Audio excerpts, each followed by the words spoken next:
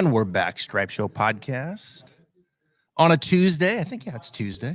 I'm your host, Travis Fulton. Thank you for making us part of your day. Hope you're off to a great start this week as we get into the third week of February. The weather finally, I'm looking outside right now in my studio, about 65 degrees, beautiful out. And we're one tournament away from the PGA Tour getting to the Florida swing. I'm excited. Players Championship is near. I was out there a couple weeks ago, and the course looks absolutely fantastic. But we'll get to that in due time. Today's podcast brought to you by About Golf Simulators. I'm looking over it right now. I've got True Spec in the middle of the fitting. So if you hear a driver, hammered into the simulator, that's what's going on over there. And look who's back, man. He's back at home after a 3-week trip. Our guy at Read the Line, Keith Stewart. Welcome home, my friend. Don't talk to me about the weather. It's not. I tell you, 3 weeks out in the West Coast, and I think they saw the sun like 4 days at Riviera, and that was like 15 days into the trip. Wow. But it's nice to be home. It's nice to be on East Coast time. And it's nice to always, check out the guys and see how they're doing for a nice long stretch like that and kind of put together some summary points as we head into, we're like less than 2 months from Augusta. So let's roll. Yeah. So as you were flying home, and I'm sure your family was happy to see you, and, you were kind of reflecting on the 3 weeks that was. Any takeaways, any highlights, anything that kind of stands out in your mind from your long trip? Well, I guess I'll be somewhat redundant, but I don't understand why the PGA Tour is in California in February. That's one takeaway. My second takeaway is we only got Tiger Woods for 24 holes. And as much as we are disappointed, right? I like to think that he's more disappointed than we are, that he had some unfinished business there. And I think that if things went really well at Riviera, he makes the cut, finishes in the top 30, that we don't see him before Augusta. But the fact that his surgically repaired ankle, his surgically repaired back wasn't the reason that he withdrew, it was just illness. I feel like he's got to have a little chip on his shoulder, a little unfinished business, a lot of criticism out there. And maybe we see him at the Players. Maybe we get to see him one more time before Augusta, which I don't think we would have. So that's, I think, is a positive takeaway. And then the last thing I'll say is that if you look at the top 10 in the world, and there's 9 PGA Tour golfers there, right? So we got to exclude Jon Rahm. But who's the guy right now? If we did a preview show for the season and we said we're 7 weeks in, Travis, in the top 10 in the world, we would have all given 2 or 3 of those guys a win already based upon the venues alone. And the only guy that's won is Wyndham Clark. And he was the first one to say that he hadn't been playing well.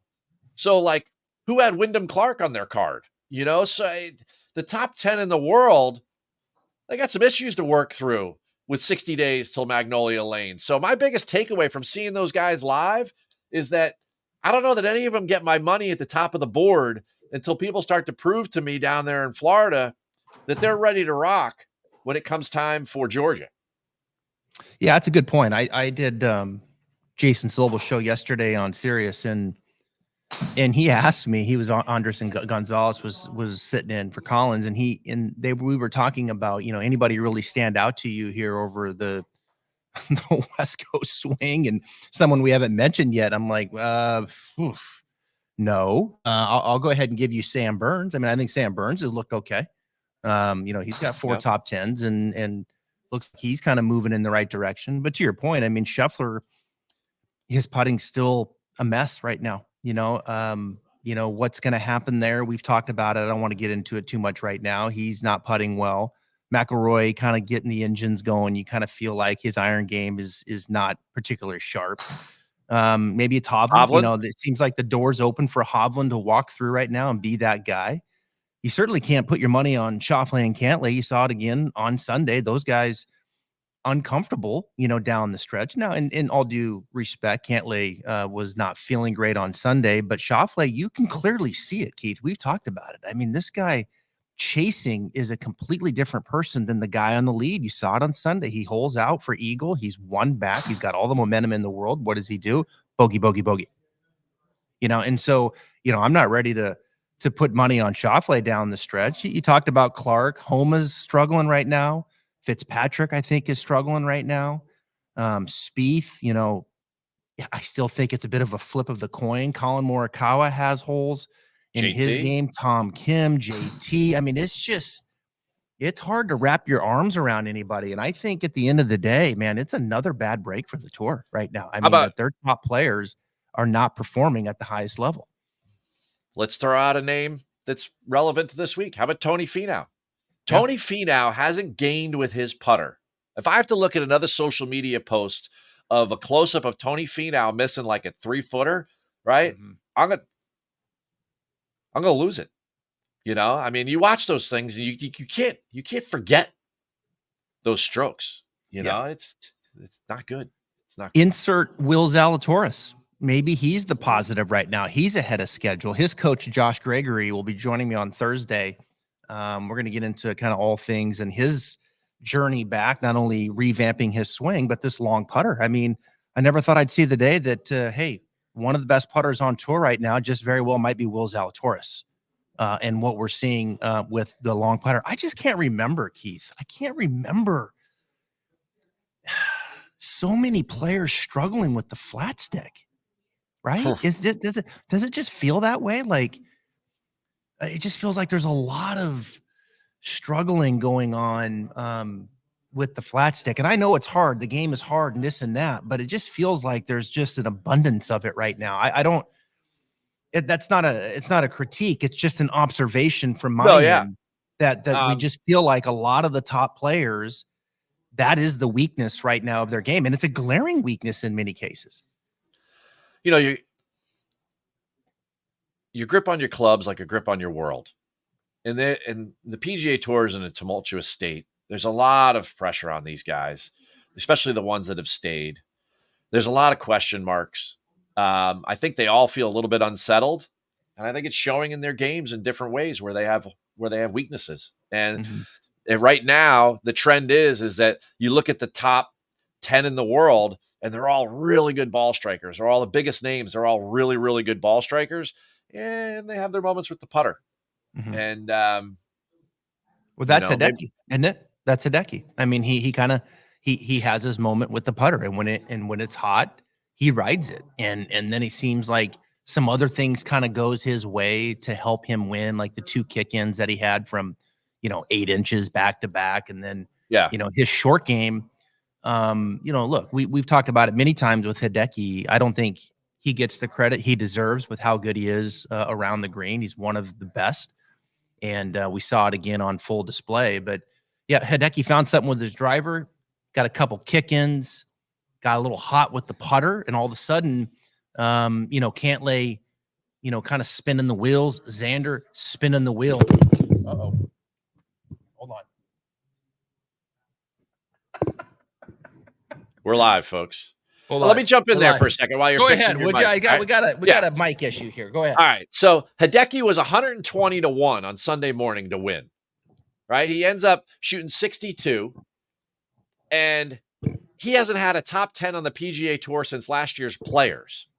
He's had more neck withdrawals than he's had top 10s in the last year, right? And we're supposed to go after, Hideki and say that this is the guy. And yeah, when the putter goes on, golly, if Scotty's putter ever went, you go back to last year's Players, he won the Players by 5, and he just broke even with the putter. So, at the end of the day, it's an interesting epidemic that's going on there at the top, whether it's JT or it's Scotty, Hideki, or whatever. All these guys, whenever they putt, it's all over. Might be all over Mike. I don't know what's going on here. Keep talking. Hold on. I almost got it. All right. Well, what you're doing is you're bringing up a very good point, and that is that as we segue into Viva Vedanta this week, right? Vedanta Vallarta down in Puerto Vallarta, Mexico. We take the Love Boat from up there in LA down there to the Mexican coast. it's not just these signature events that are wide open. We're heading into a week that's totally wide open, which some, want to call it the Tony Finau Open, but how could you ever bet on Tony Finau or anyone at the top of the board, right? When it comes down to it, these middle tier guys, and even deeper than that, although in this field, it gets like abyss deep, but like, I mean, it's where are we going with this today? I mean, you got to cue the music because where are we going with this first click? I feel like there could be a name come up that I haven't heard in like a year and a half. There probably will be. I mean, we're already off the rails here live, so just kind of stay with us here, folks. I'm going to have to hold the mic here. But yeah, there's some names here this week, folks. There are some names this week that I'm going to have a hard time, I think, selling you on. I'm going to do my best, but I'm going to have a hard time selling you on. And no, I can't bet Finau. I can't bet Finau down there at 6-7-1. Not what I've seen with that putter. It did look like last week, though, Keith, he did go a little bit more upright, which is good. I hated that, man. It felt desperate with the super low handle and the toe completely off the ground. So at least he went back to that. But, it's a segue into the Mexico Open. And, of course, Finau won, what was it, 24 under, I think, last year. Rahm the year before at 17. And we know this course, Vallarta, is a long course. It's 7,500. We're at Pass Palom grass, but the ball flies. We know these guys are going to let it loose out there. And historically, we need some length off of the tee here, longer iron game, mid and long irons into these greens. I don't think the greens are going to be that fast. I think that's something to take into consideration as well. And who's played well here in years past because of the wind, which is kind of the defense of this golf course. If the wind doesn't blow, these guys are going to go low. I mean, they're going to be bombing it off the tee. They're going to have, even though it's mid irons into the greens, these greens, I think, are relatively receptive. The par fives obviously are all gettable. So we need some length. Yeah, give us some middle to long iron game. But that slow Pass Palom tells me, okay, the ball's going to be kind of sitting up around the green. So I push short game way down this week. But what kind of player, taking those factors into consideration, maybe you've got marked that kind of leads us to some of these names we're going to talk about. 2 years we have down there at Vedanta Vallarta. 2 top 10s. There's been 5 players that were in both top 10s. Rahm being one, Finau being another. Rahm's not back.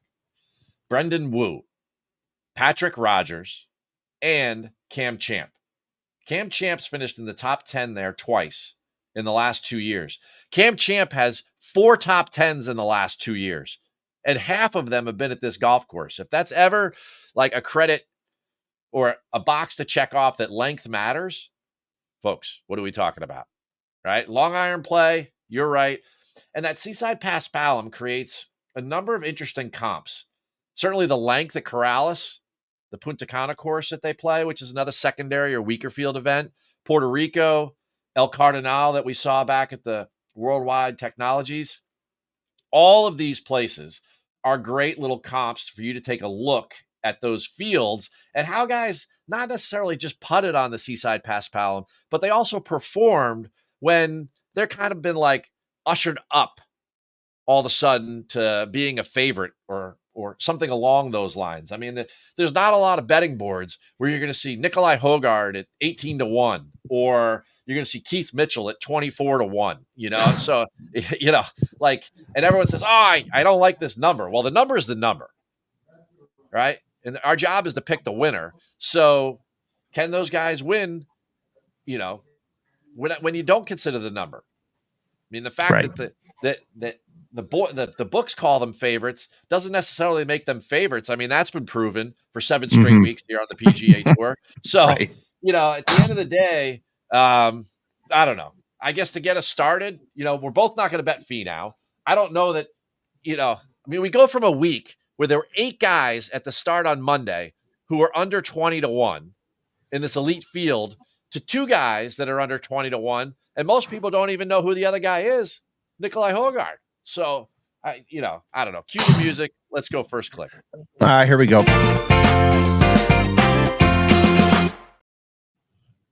You want to start? Taylor Pendrith. I knew you were going to go there. It's funny when you texted me. That was one of the first three names that I circled, and one of the big reasons is that club right there, the big dog. Look at that!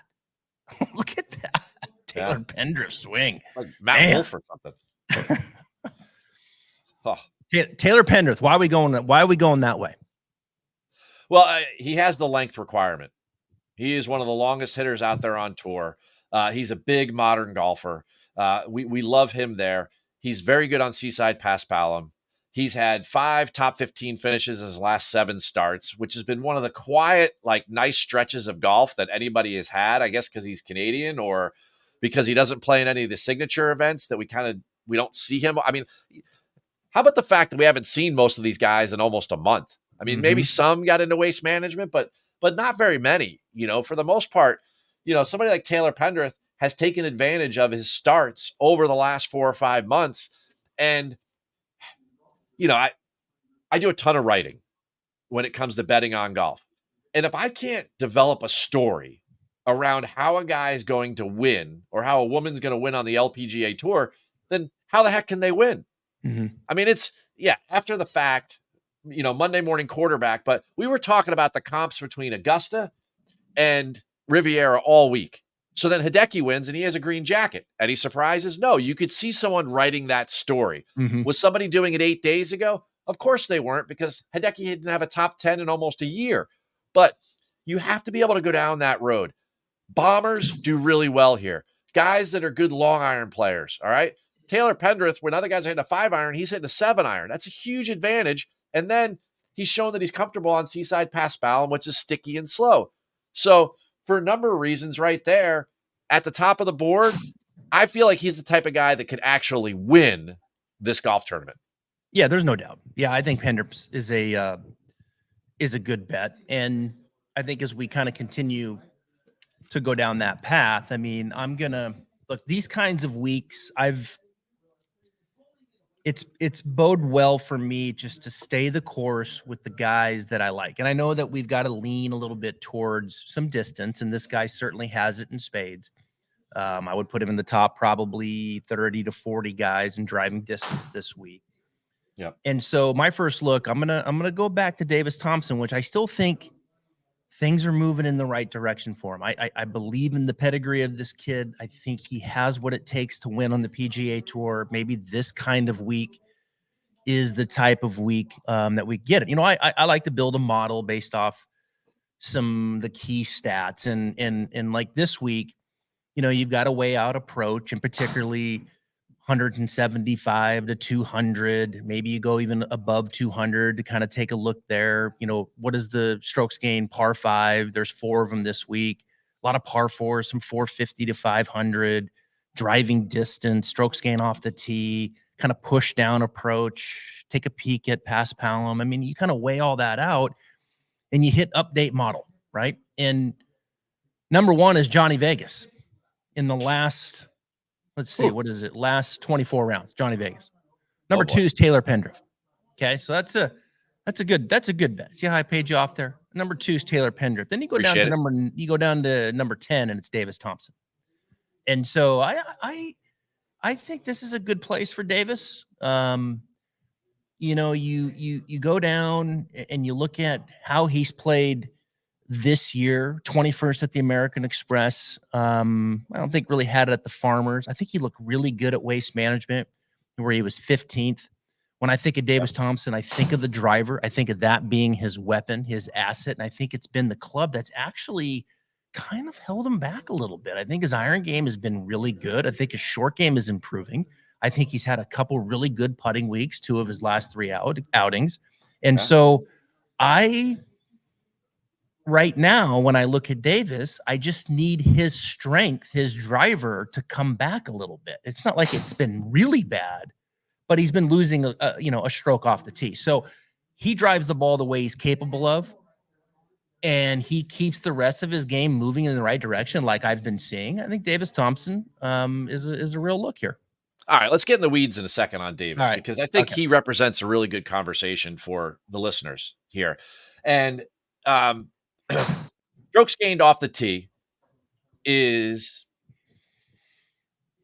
an Usually aggregate. his strength. Well, okay, yes, it's and why? What does Davis do that Taylor Pendrith does? Right? What does he do? Well, he's got some length and he keeps it in front of him. Yeah, okay, so he bombs it, right? Yeah. Yeah. Dave Thompson has no problems bombing it. No, he's But got what length. Yep. being off the tee a measure of? It's a balance between length, and it favors length, but also accuracy. So one of the reasons that he's been struggling lately is he hasn't been as accurate Right. as he should be, but he has the length. So we've got ball speed. Ball speed, we've checked that box. But now we go to a golf course. Well, we're not going to Torrey, right? Where you had to hit the fairway. We're going to a place where we've got more bunkers than trees. So like this thing's wide open. And it's proven that these guys, like a Cam Champ that Mm-hmm. just absolutely rifle the thing, have an advantage. So the area as you get deeper and deeper into this, you say, okay, well, the guy's got super speed. He lacks a little bit of accuracy. That's why he's further down the chart on strokes gained off the tee. But you know what, though? I can give that up this week because he's so talented as a putter. He's a great approach game. And, he's a great par four scorer. You look at all those different factors. I mean, Davis Thompson's got to be at the top of a lot of people's list. I mean, the one weakness that might give me pause about Davis Thompson this week is that he's not the greatest par three scorer, and we have 5 of them this week.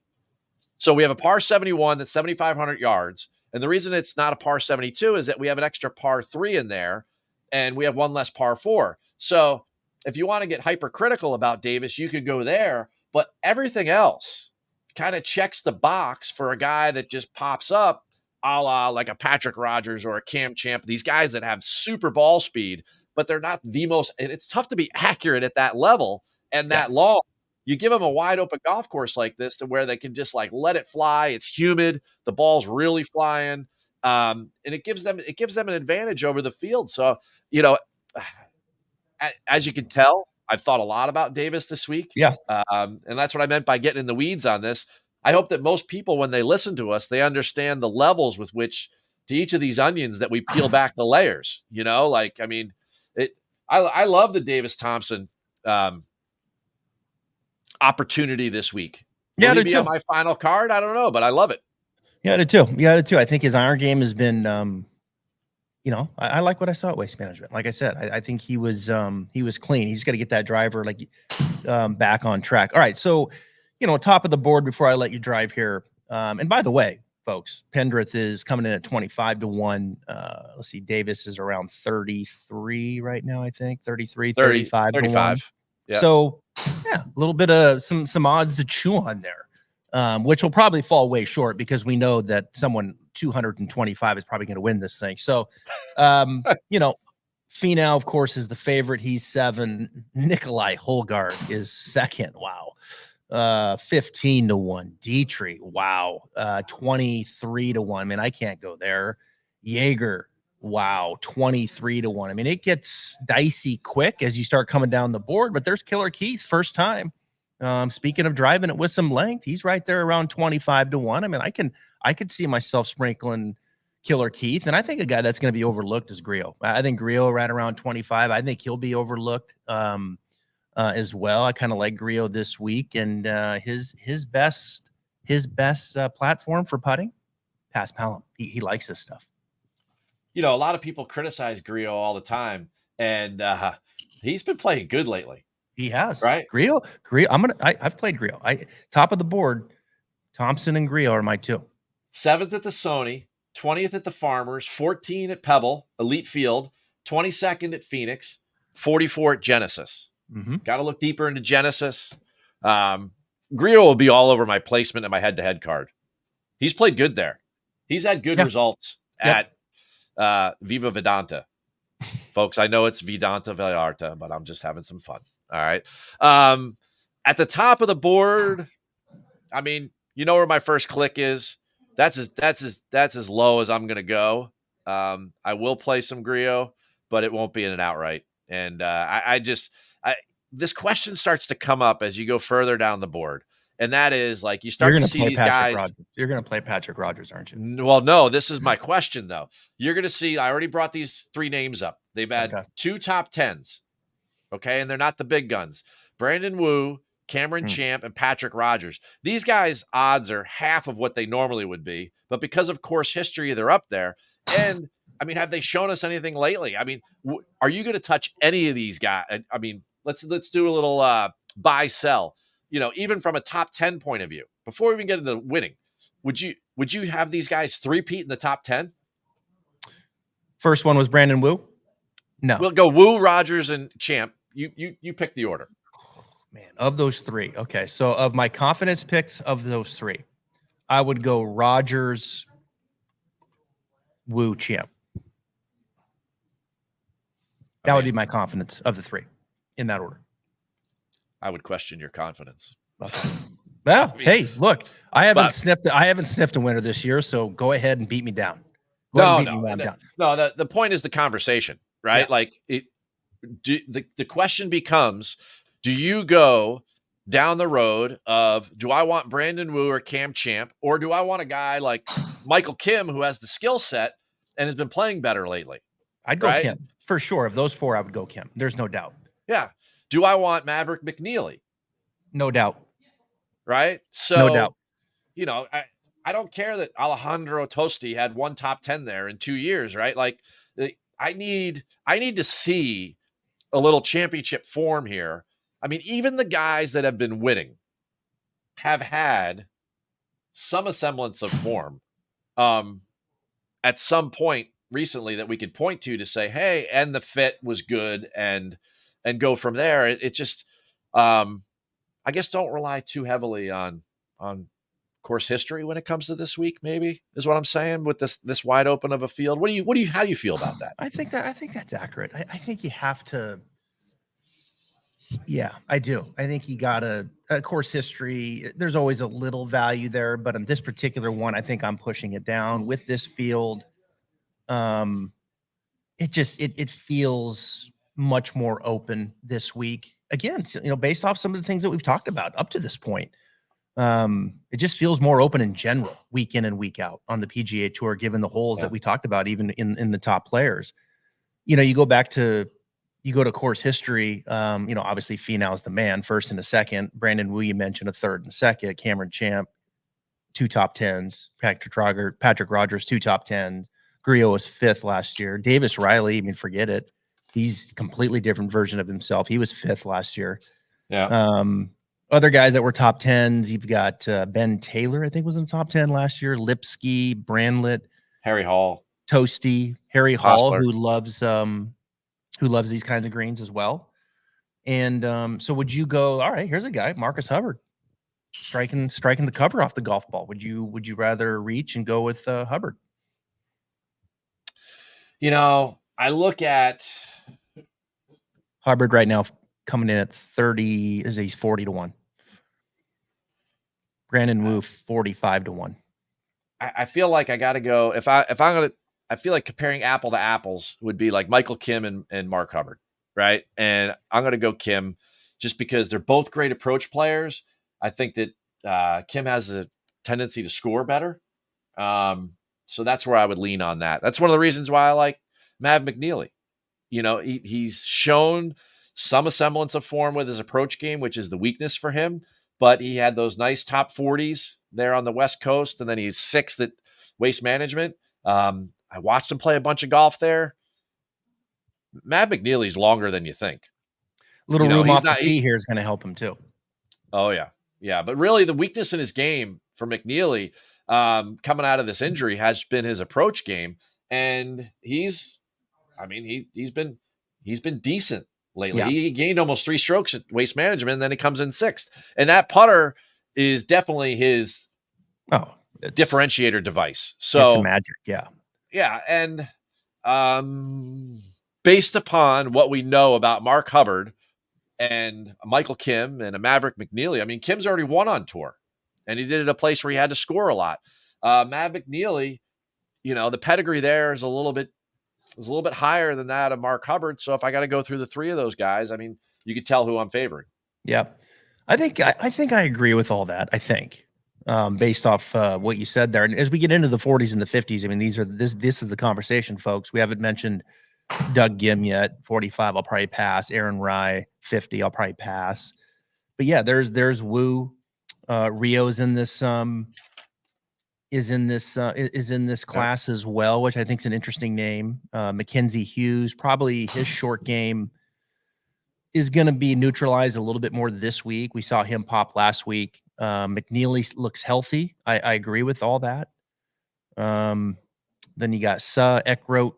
There's Johnny Vegas all the way down the 6. You got to sprinkle a little on Vegas. I mean, you know he's going to shoot probably 7 under and be leading after the first round. So, I mean, it's just Vegas is going to make the cut. Is he? Yeah, I mean, I think you got to go top 20 at least with him. S.H. Kim. I think Great long iron player. Great long iron player. I see some respect being put on Kim and Stevens both. Stevens started the week at 90. Yeah. He's now mid 60s. Yep. Right. And when you look at the comps, you look at the Paspalum comps, or you look at difficult courses like he did last year at Vallarta. The guy could score. There's no doubt about that. He's long, certainly very long. I love Stevens in that range to do something that kind of fits the mold of the Matthew Pavons and the Grayson Murrays of the world so far this year, because he's got the skill set. And if things are that wide open, the door is open. Sam Stevens can walk right through it. I agree. Yep, I agree. I love him this week. Yeah, I think Stevens, he's a guy that I circle for sure. I mean, he's probably the third name that I would give you as we start working down the board. And I go back to this model here for a second. Some of the key stats. We talked about Vegas, then Pendrith. EVR's 3. Michael Kim's 4. So, Michael Kim, I think this is a spot, you start looking at par 4 scoring, that 450 to 500 range. Kim is excellent, 175 to 200, excellent. Takes care of the par 5s. He gets a lot of looks, so he's not the longest, probably middle of the pack off the tee. But I think this is a good place for Kim. Then it goes Finau, Gim, Hadley, Hubbard, Wu. We start getting outside of the top 10. Your next batch is Hogard. I'm sorry, I skipped over Davis Thompson. I talked about, and then it's Eric Barnes, kind of interesting name. Justin Lauer, Carl Yuan, Austin Eckroat. I've heard that name kicked around a little bit this week as well. The cool thing about Kim, and I mentioned this when we were talking about Thompson, but they're going to play almost 30% of the holes this week are going to be par 3s. So when you start to have that many of a similar type of hole, and almost all of them fall like in that 175 to 200 land, and Michael Kim is ranked third in this field in par 3 scoring. I mean, that over the course of a third of the holes you're going to play are one type of hole, and he's that elite at it, it gives you an edge. I mean, I kind of like that. I've heard a lot of Eckroat too. I'm not quite sure if I'm there on him. Yeah, EVR makes all the sense in the world, but is EVR the type of player that's going to win twice in Mexico within 5 months of one another? Would you rather have EVR or this guy, Jake Knapp? Oh, EVR. Can I just soapbox here for 1 minute real quick? Go for it. Okay. So over the last month, there's been a lot of conversation. I don't know how we got here with the club at the top. All right. And the club, which way the club's pointing. So you look at Jake's swing here. You see the club head just showing up barely right of his hands. Right. Yep. And then if the club head was just pointing slightly left of his hands, right? So one would be, if it points a little more left, it's a little bit more laid off. It's a little more right. It's a little more across the line. Sure. Kind of slightly left of the hands at the top is pretty ideal. But you can go too far, right? And there are a handful of players, it seems like over the last month, that have come into light of being the shaft laid off, right? And so it's one thing to say the shaft is more laid off versus the shaft is laid off. Okay. So I can point the club head slightly left of the hands and it's fine. But I can point it, even more left of the hands and keep going, and eventually it becomes laid off. Right now, generally speaking, for an amateur, when you develop, like you're not gonna teach him to get the shaft laid off. You're just not. If anything, you're probably gonna get the club head looking a little right of the hand, like our boy Jake here. Okay, because that's gonna help the shaft shallow out. So if one more person sends me in my comments in my DM that, hey, it's better to be laid off at the top than it is a little across the line, my head might explode, because Uh, that's bad advice for most. Now, I fully aware that there's a lot of players that get the club head slightly left of the hands, slightly, and that's okay. No one's saying that's fine. That's all I'm playing.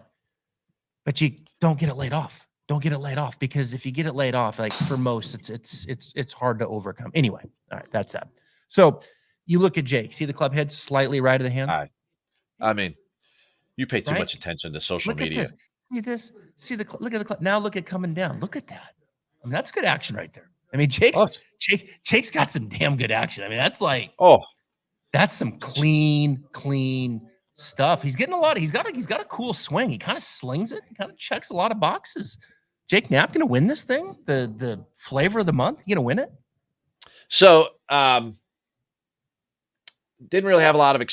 I had zero experience with Jake Knapp prior to Waste Management, and I was walking the range and I stopped and I saw his name placard and I said, I haven't seen this guy's action. I want to watch it, and I was hooked on it. The guy's a sweet swinger of the golf club. He is. Right? Yeah, he And the is. first question that I would ask him in this video, I'd say, what kind of shot were you trying to hit?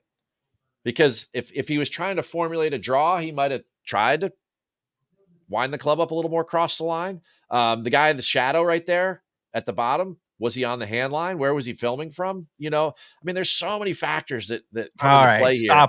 stop with the camera, please. I get enough of that from my audience. I couldn't believe there was somebody this morning that was like, "Oh, Scotty should." It's insane to me that he doesn't change his putting. I'm like, what have you been paying attention to? The guy changed everything in the fall. You want him to just change it again? Let's just start using mallet putters and long putters and do all this stuff, right? They have no idea what fear is. You think Scotty Scheffler is comfortable with what's going on right now? You're losing your mind. But if you've never taught someone to change a fundamental part of their golf game, then you just don't know how intimate it is to go through that. That's right. That's right. I don't know. It's well said. No, it's well said. It's exactly. It's very well said. And you start coming down the board here, and maybe I'm going to let you steer as we start. But there's one name I want to ask you about. Go. You start thinking about length, and that's Robert McIntyre. He's in the field this week, and he's down there at 90, 100 to 1. I mean, Bobby Mack, maybe? Bobby Mack's on my season-long fantasy team just for events like this. Okay. Weak fields where you need to be long. Yeah. And great long iron player, good wind player, obviously. We're going to catch some wind in the afternoon there. We're less than a mile from the Pacific coast where Vedanta sits. No trees out there to protect these guys. So when you're in the afternoon wave, which will be one of the first 2 days, and then if you're contending, it'll be Saturday and Sunday. You want a good wind player. Guys from Scotland. Guy can play long irons into the wind. Who could forget that shot that he hit on approach to the Genesis Scottish Open last year and almost try and win, and then only to be bested by Rory. And Rory's 2 iron or 1 iron, whatever he was hitting. But Robert McIntyre, yeah. I mean, for me, he's more of like a placement type play or a DFS play to win out on the PGA Tour after he just earned his card. Much like Hogard did, and the guys that finished top 5 who didn't already have their card on the DP World Tour at the end of last year's Order of Merit got full status, right? So Ryan Fox was another one. I mean, Ryan Fox, I walked with him at Waste Management. I would take Ryan Fox over McIntyre. Of course, the odds aren't the same. Fox are going to be a lot lower, but I mean, he's a shut-face player that can play great in the wind. That guy bombs it, and he could definitely score. And, he's the type of guy that walks up on the tee with like a food stain on his shirt. It's untucked, his white FootJoy classics are like just so so dirty and old and everything. And the guy just absolutely just rips it, you know? I mean, the reason his shirt's untucked is because he swings so hard, you know, and he keeps pulling it out all day long. So if I had to choose between the two, that wasn't really the question. But as I developed the question more, I mean, based upon what I saw in Phoenix, I do kind of like Ryan Fox this week, New Zealander, and definitely hammers it. Although Bobby McIntyre, at some point on your card or as a live play head to head, especially if it gets even windier than what we expect, definitely a guy that you should pay attention to. Yeah. I mean, is there anybody past 100? I mean, we're talking about McIntyre at 100-1 that we would, you know, feel more confident with. We've got, you know, look, this is where some of these winners are coming from. What was Hideki, 80-1 last week? I mean, that was like the lock of the last 6 weeks so far. You know, there's Goddard up. I mean, people are kind of waiting on him as he gets his footing. Speaking, now I'm not going to bet him, but he's a guy that we know can bomb it. You know, you want another long hitter, Matty Schmid, pride of Jacksonville Beach, right here. Probably not going to bet that, but he's at 125. Higgle's at 125. I'm mad at Higgle. I'm kind of mad at him right now. And I don't know. I don't understand. Yeah, I mean, there. I think Carl Yuan, you could go ride that roller coaster if you want. He's like 125. Well, real quick, because there's 3 names in a row. Okay, Vincent Whaley, Victor Perez, and Carl Yuan. I mean, all at 125. I mean, of those three, if you had to pick one, can I add a fourth? Win? Is he right next to him? Yeah, Parker Cootie. Oh, there he is. Yeah, Parker Cootie right there too. Yep. Yeah. Okay. So you're going to go Parker.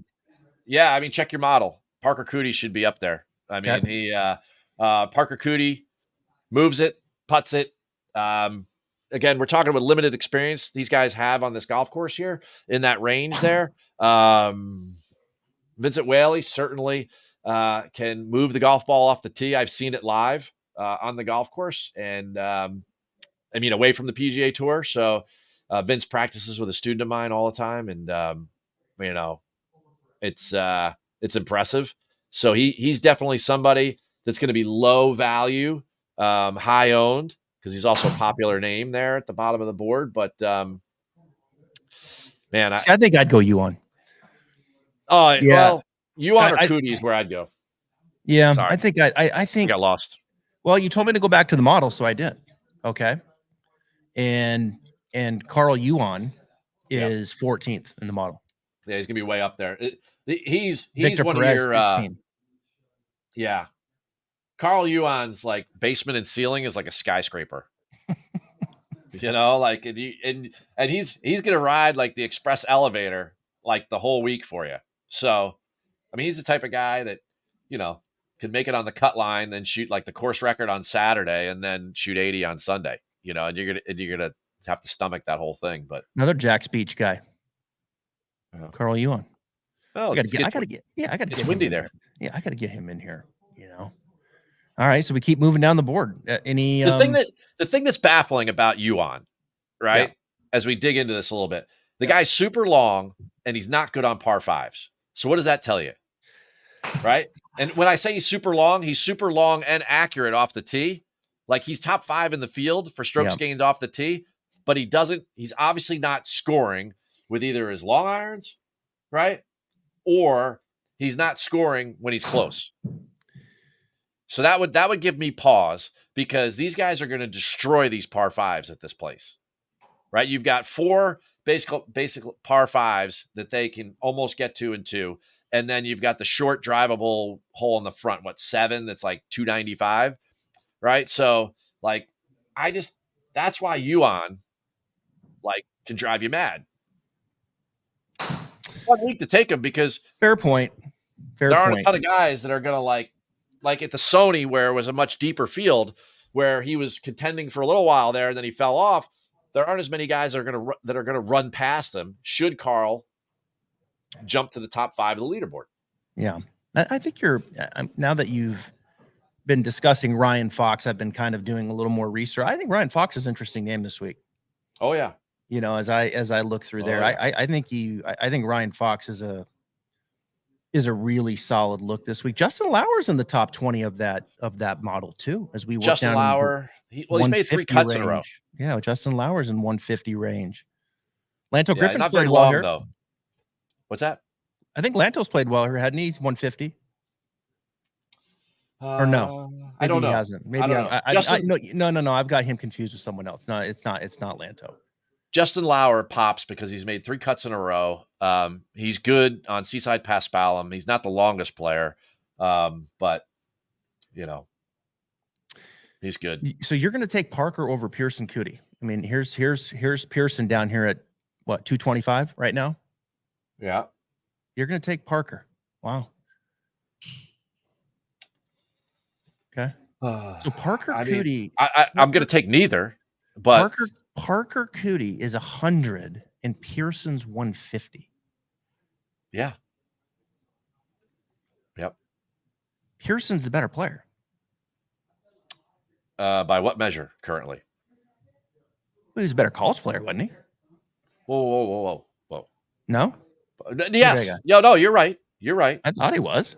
But currently, Parker seems to be playing better golf. Okay. All right. Fair enough. Neither of which is like on the front page of, Golf Week, but good guys.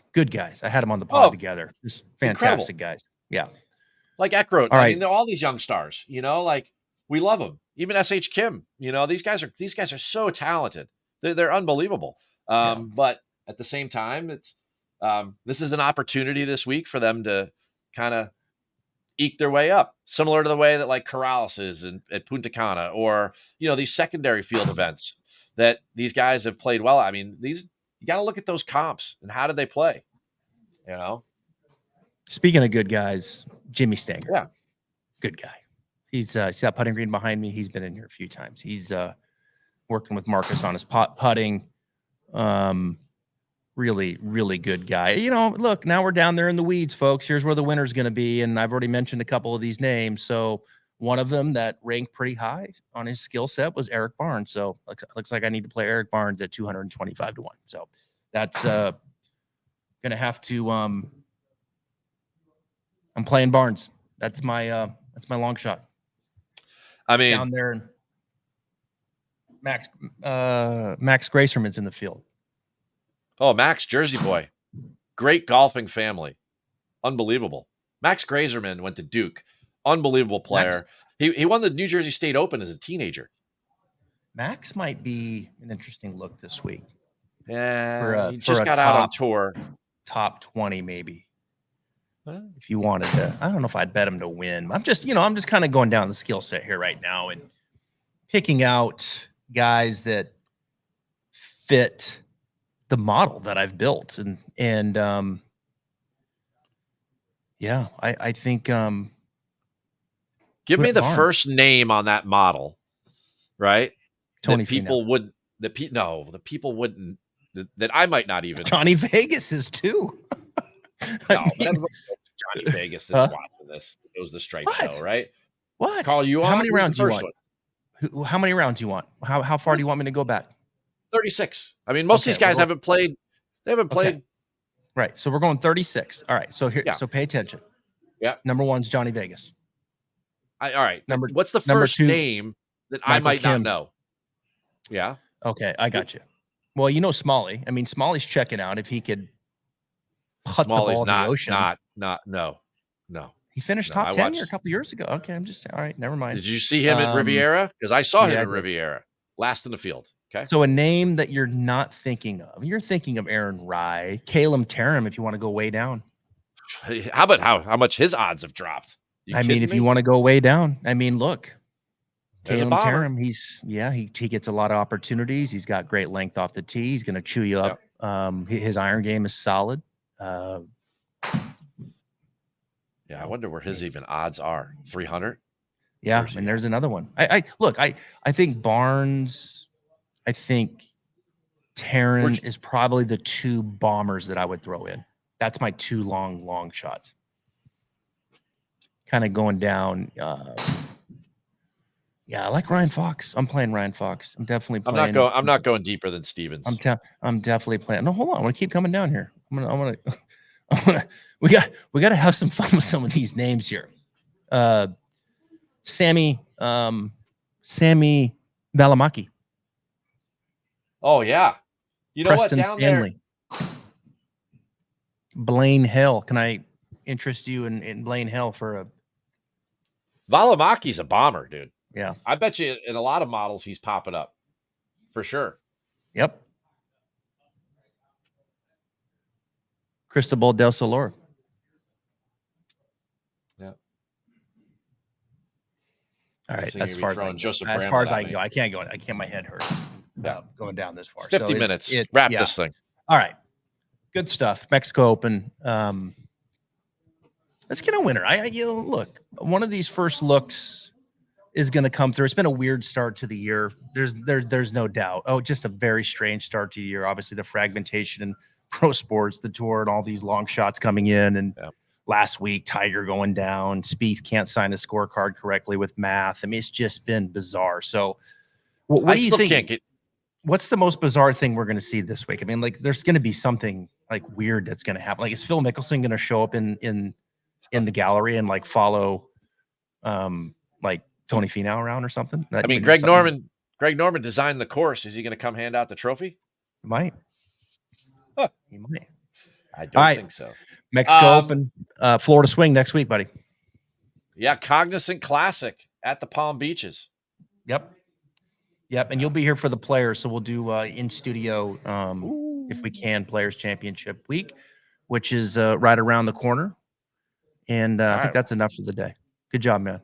All right. Well, once we get off, work on those microphones. If I'm coming, yeah, I am. I'm going to go about it right now, remount it. So yeah, thanks for staying with us, folks. We'll see you back Thursday. Josh Gregory.